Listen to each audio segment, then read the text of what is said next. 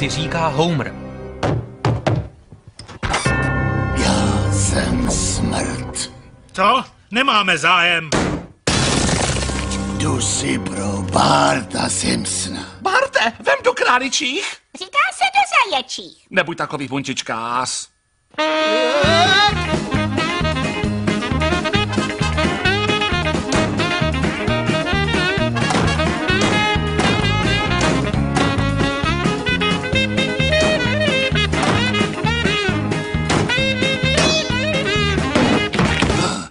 Ty jeden mrňavej.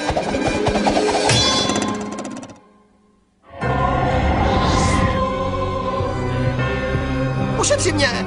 Vem si Milhause, to je stejně beznadějný případ. Tvůj čas vypršel. To máš za naší kočku a prezidenta Kennedyho.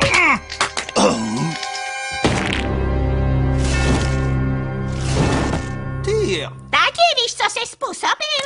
Zprovodil si ze světa smrt. Takže show Jima Belushiho bude pokračovat? Asi jo? Svět beze smrti.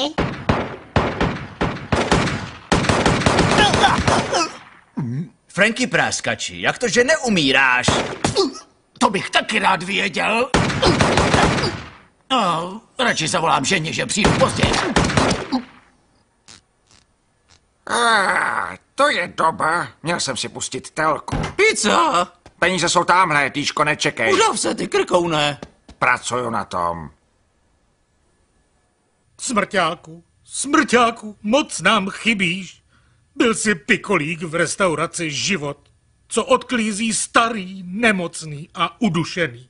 A díky tobě byla Formule 3 zábava. Homere, vyneste do popelnice, dneska ji vyvezou. No dobře, ale dělám to nerad.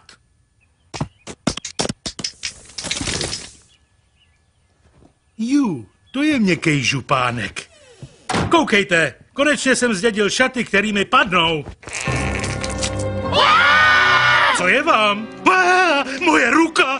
Co se to děje? Tati, stal se z tebe nový smrťák. Ne, nepřichází v úvahu. Možná jsem tam někoho ve vzteku zabiju, ale smrťáka dělat nebudu. Au, no dobře, budu ho dělat.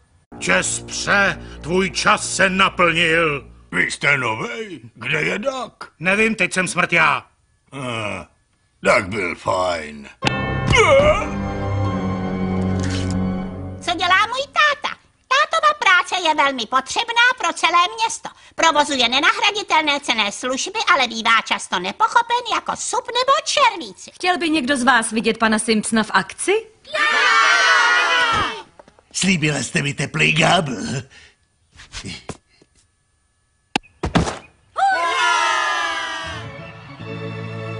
To jsou ale mizerný místa.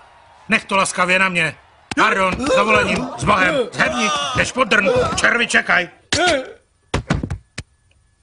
Abrakadabra.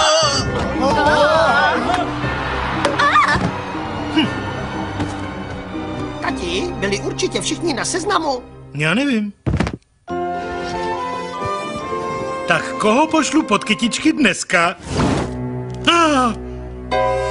To ne, kohokoliv jinýho. Co bylo to první?